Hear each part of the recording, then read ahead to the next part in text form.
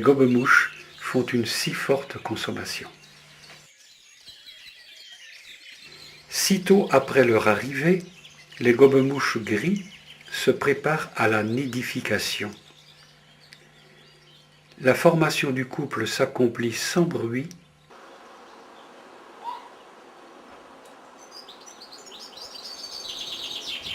mais c'est surtout la femelle qui construit. L'ouvrage est plutôt léger, composé de tiges et de radicelles sèches, de mousse et de lichen, que maintiennent des toiles d'araignée, des fils de coton, avec une coupe garnie de crins, de flocons de laine, parfois de plumes. 4 à 6 jours, ou même 2, suffisent pour l'achever.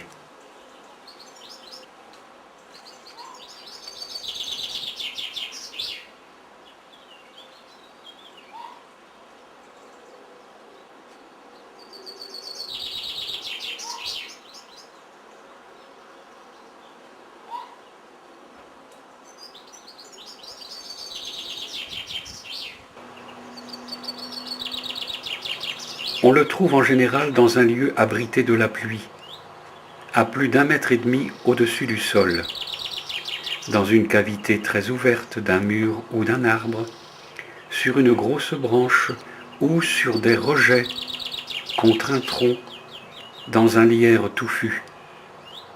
L'oiseau a une prédilection pour les espaliers et les plantes grimpantes, vignes, glycines, clématites, contre les maisons, et il bâtit aussi volontiers sur une poutre de l'avant-toit. Parfois il choisit un pot de fleurs suspendu, ou encore un vieux nid de merle, de pinsons, ou d'hirondelles de cheminée, comme ici à Mélin. C'est encore plus simple. Et pour garnir son nid, rien de plus simple. Ils ont pris de l'Alchemia mollis, qui était juste en dessous du nid. C'est une plante couvre-sol formant une touffe avec des feuilles arrondies à bords plissés. Elle porte au milieu de l'été de petites ramilles chargées de fleurs d'un jaune verdâtre vif.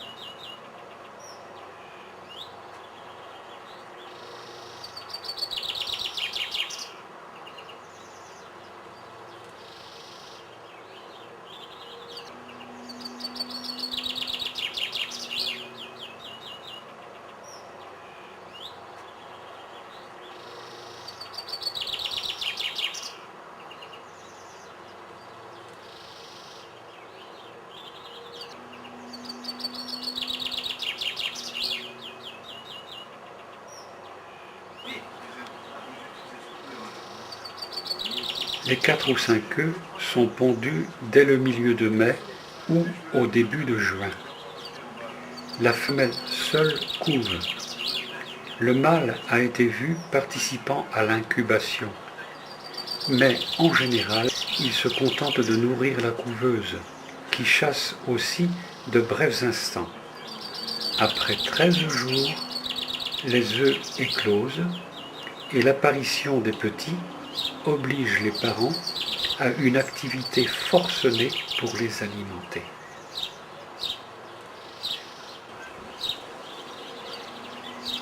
Je pense qu'il n'y a seulement que 3 petits. Puis, à l'âge de 2 semaines, soit 11 à 15 jours, les jeunes gobe-mouches en livrée tachetée quittent leur berceau et volettent de branche en branche. À tout moment, le père ou la mère se pose à côté d'eux pour leur donner la becquée. Alors qu'ils étaient moins fréquents pendant la couvaison et l'élevage au nid, les cris retentissent maintenant de tous les côtés dans le secteur restreint où se promène la famille. Beaucoup de nids sont détruits par les chats, l'écureuil, les pies et les geais, mais ils sont remplacés dans un laps de temps très court. Un petit nombre de couples, dont la première nichée a réussi, en entreprennent une seconde, presque immédiatement, vers le début de juillet. Une troisième nidification normale est très exceptionnelle. La seconde couvée a souvent lieu dans le même nid. Bien que les familles restent groupées longtemps, souvent jusqu'au départ automnal, une dispersion des jeunes est marquée à la fin de juillet.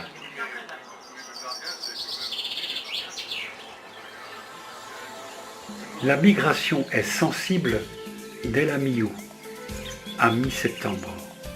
La plupart des gobe-mouches gris ont disparu de nos pays. Quelques-uns sont encore observés. Là, au début d'octobre, rarement jusqu'à la fin du mois. Les quartiers d'hiver s'étendent sur toute l'Afrique tropicale. Là, ces oiseaux fréquentent la brousse épineuse et les acacias, ou bien la lisière de la grande forêt.